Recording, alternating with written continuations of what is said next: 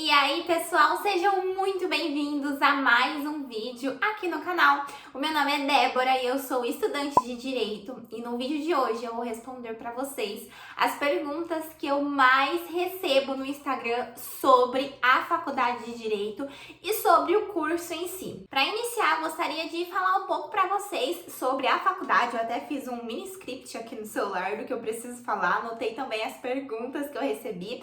E bom, sobre o curso em geral. A faculdade de Direito, ela tem duração de 5 anos, né? São 10 semestres.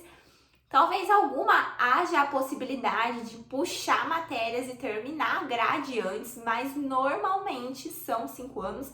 A que eu faço são 10 semestres que eu vou poder cumprir, não consigo puxar matérias para terminar antes.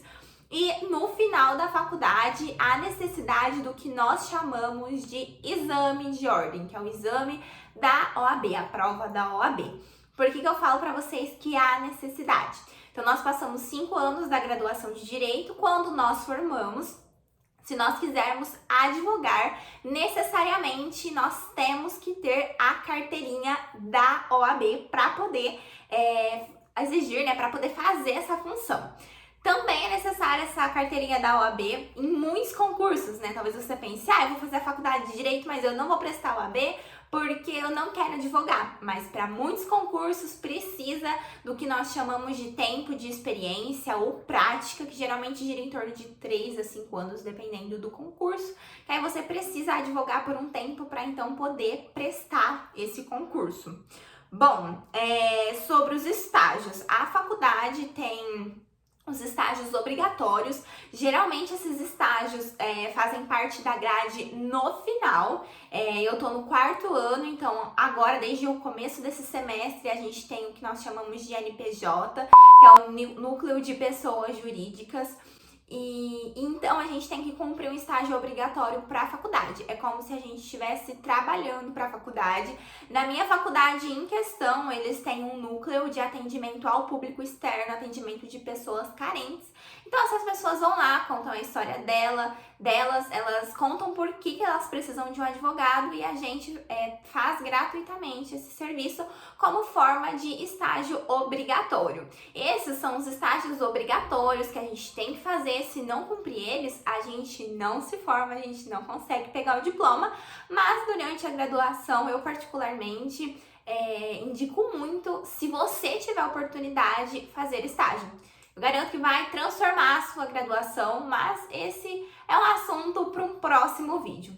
Bom, agora que eu já falei como funciona mais ou menos a faculdade de Direito, o tempo de duração, o que é que acontece no final dela, agora eu vou partir para as perguntas, porque eu recebi muitas perguntas interessantes.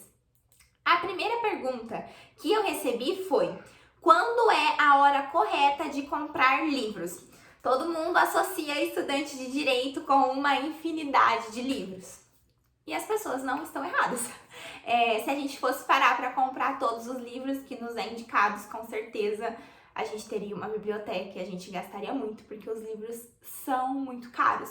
Mas eu falo assim que, de modo geral, para mim, não existe uma hora correta. O que eu indico é o que eu vivi pela minha experiência. Eu vou falar para vocês o que é que eu acho sobre a minha experiência. Quando eu entrei no primeiro período, naquele afoito, faculdade, livros e tal, eu resolvi, já entrei e já comprei um vadimeco. Inclusive, acho que vocês conseguem ver ele. Esse aqui foi o meu primeiro vadimeco que eu comprei na faculdade, na segunda semana de aula. Eu me arrependo de ter comprado. Na época, isso foi em 2018. Eu gastei quase R$200 para comprar esse livro aqui. Não é barato, pelo menos para mim isso não é um preço barato. E eu comprei, e no primeiro ano da faculdade eu praticamente não usei. É um peso para você carregar para cima e para baixo, e eu simplesmente não usei no primeiro ano da faculdade, porque as matérias do primeiro ano da faculdade não são tão ligadas ao direito material em si, ao direito que a gente encontra nas leis. São mais matérias introdutórias. Então eu me arrependo, não teria comprado no primeiro período o Vademecum, por exemplo, que é um livro importante para o direito. Me viraria muito bem sem ele. E por que eu falo para vocês que eu não compraria? Porque esse bichinho aqui, gente, desatualiza assim, ó. Se vocês pararem para pesquisar, geralmente durante o ano tem, sei lá, 5, 6 edições de vade-mecum, porque nós vivemos em um país que as leis mudam o tempo todo. Então, toda vez que muda uma lei, ele atualiza, fica maior e você perde praticamente a eficácia dele porque ele não vai estar completo. É óbvio, tem coisas que não mudam, como a Constituição, em sua maioria não muda, mas para que você carregaria 2 livros desses, um antigo e um atualizado, não faria muito sentido. Em relação às doutrinas, que são esses livros aqui, tem algumas aqui atrás que vocês conseguem ver. As doutrinas são livros que nos auxiliam na faculdade. Então, por exemplo, quando eu tô lá aprendendo direito civil, a parte geral, que eu começo a ver lá sobre o nascimento, os direitos que a pessoa tem antes do nascimento, na hora do nascimento, depois do nascimento, se morre, os direitos do empresário, como que funciona, tá na parte geral do direito civil. E aí, o que acontece? Quando é a hora certa de comprar essas doutrinas? Novamente, também eu não vejo que tenha uma hora certa. No começo da faculdade, no primeiro período, eu investi em doutrinas, paguei caro em doutrina, eu comprei de direito civil, de direito penal, direito constitucional, paguei muito caro nas doutrinas e eu não aconselho vocês a fazer isso. As doutrinas é basicamente uma explicação muito mais longa e detalhada do que a gente vê na sala de aula. É útil? É óbvio que é útil. Vai te ajudar? É claro que vai te ajudar, mas muitas vezes vai te atrapalhar. Porque vocês imaginem, vou falar pra vocês a minha experiência. No primeiro período da faculdade, eu tinha 5 ou 6 matérias, então eu tinha 5 ou 6 professores. Suponhamos que cada um desses professores indicassem uma doutrina. As doutrinas variam aí de 80 a 100 reais. Vou colocar 100 para ficar mais fácil para estudante de direito fazer a conta, porque algumas também passam de 100. Então, ó, 100 vezes 6 já dá 600 reais. E as doutrinas não são menores que isso, gente. São doutrinas grandes. E imagina você ir para a faculdade, prestar atenção na aula, fazer as anotações. No outro dia, ir trabalhar, fazer estágio, cumprir com as suas obrigações de casa e ainda todos os dias ler uma parte dessa doutrina. O que acontece durante as aulas, uma aula de 40 minutos que o seu professor te dá, vai dar aí umas 20 a 40 páginas de uma doutrina. E aí você tem 2 ou 3 aulas numa noite com o professor, já dão 60 páginas. Eu não tinha disposição, não tinha nem disposição e nem tempo para fazer isso no outro dia. Eu trabalhava 8 horas por dia, era impossível, não tinha tempo. Então eu comprei, me arrependo, gastei dinheiro, não foi tão útil para mim. Mas, Débora, então eu não devo comprar nunca as doutrinas na faculdade? Não é isso que eu tô falando pra vocês. Comprem doutrinas. Em quais casos eu aconselho vocês comprarem doutrinas? Eu aconselho vocês comprarem de matérias que vocês tenham mais dificuldade. Eu, por exemplo, descobri agora, nesses últimos meses, nesses últimos semestres, que eu tenho uma dificuldade tremenda em direito processual civil. O que eu fiz? Eu comprei uma doutrina de direito processual civil, porque essa eu sei que eu preciso estudar. As outras matérias eu vou fazendo manutenção tanto com os artigos, as explicações dos professores e questões da OAB, porque eu tenho mais facilidade. Mas essa matéria em específica, direito processual civil, eu preciso investir numa doutrina. Então invistam em doutrinas de matérias que vocês sentem muito dificuldade, porque doutrina é excelente, doutrina vai te ajudar nisso. E também, quando você estiver chegando ao fim da faculdade, com certeza você já vai ter se identificado com alguma área que você goste mais e que talvez é a área que você queira atuar depois da sua formação. Então também é uma boa você investir em doutrinas que sejam voltadas à área que você pretenda atuar futuramente. Bom, próxima pergunta. Qual livro comprar nos primeiros períodos? Bom, nos primeiros períodos eu não indicaria vocês a comprar nenhum livro que não se encaixe nisso que eu falei pra vocês de doutrina. É óbvio que nos primeiros períodos vocês vão ter muita dificuldade, porque eu tive muita dificuldade na faculdade. Isso é completamente normal até a gente se adaptar. Mas eu não investiria em todos os livros de todas as matérias, eu não faria isso.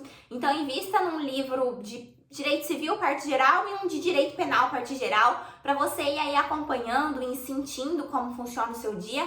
Talvez a sua rotina não seja corrida, como a minha foi, talvez a sua rotina seja só de estudos, talvez você não tenha nenhuma obrigação com a casa, não tenha estágio e não tenha nenhum serviço, então o seu dia seja em prol dos estudos. Aí provavelmente vai compensar você comprar uma doutrina, porque você vai conseguir ler, você vai ter tempo para se organizar e fazer tudo isso. Bom, outra pergunta, qual método de estudos usar? Devo fazer questões logo no início? Bom, no início meu método de estudos era prestar atenção na aula, fazer resumo e anotar até o que o professor respirava. Não aconselho isso, é o que a maioria das pessoas fazem, principalmente no início. É útil sim, é bom sim, ajuda sim, não tô falando nada disso. Mas eu aconselharia um estudo mais ativo desde o início. Por que um estudo mais ativo?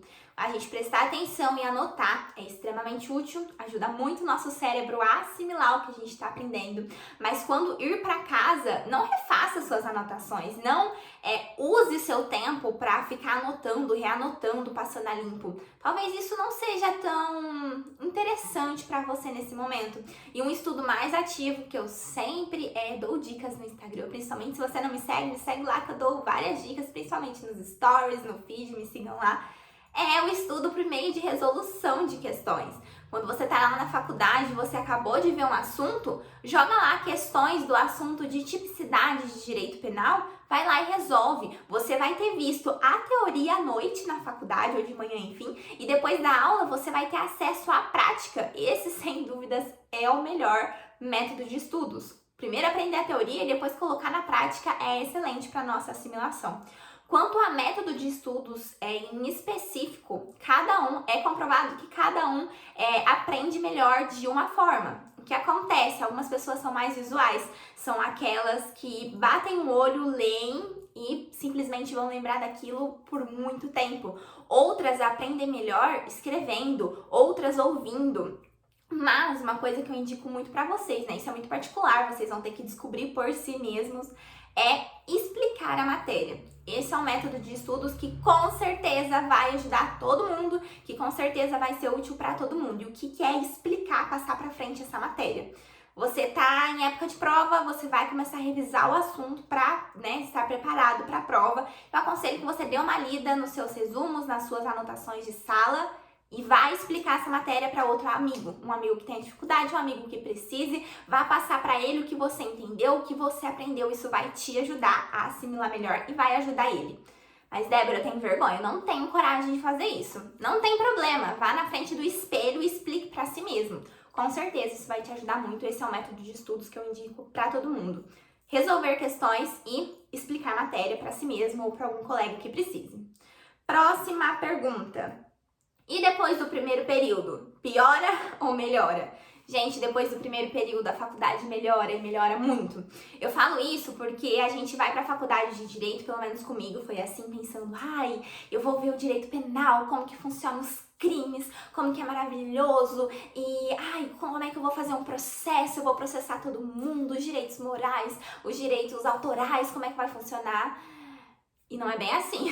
Nos primeiros períodos a gente vê muita teoria. A gente vê como que surgiu o direito lá na Grécia, na Roma Antiga. Por que surgiu o direito? Como eram as leis antigas. Não é que isso não é interessante. Isso é interessante. Mas não nos prende atenção quanto a aprender os tipos de crime, por exemplo. A gente vai aprender sobre filosofia, sociologia, comportamento humano. Na minha faculdade, por exemplo, nos primeiros períodos eu tive até economia. Isso mesmo, eu aprendi sobre lei da oferta e da demanda, como que funciona o PIB, como calcular o PIB, que não deixa de ser muito importante pra gente, né? No final da faculdade nós seremos vendedores, porque ou nós vamos vender o nosso tempo, ou nós vamos vender o nosso conhecimento. A gente precisa sim aprender um pouco de economia. Eu tive também nos primeiros períodos comunicação e expressão, que nada mais era aprender gramática, aprender as normas da BNT. E isso não é nada interessante, né? Pelo menos pra mim não era. Eu amo gramática, amo a língua portuguesa, mas não era interessante quanto aprender os crimes em geral, os crimes em espécie. Mas enfim, então depois do primeiro período melhora e melhora muito. no sentido de ser mais interessante. É óbvio, gente, que as coisas começam a ficar mais difíceis, mais complicadas.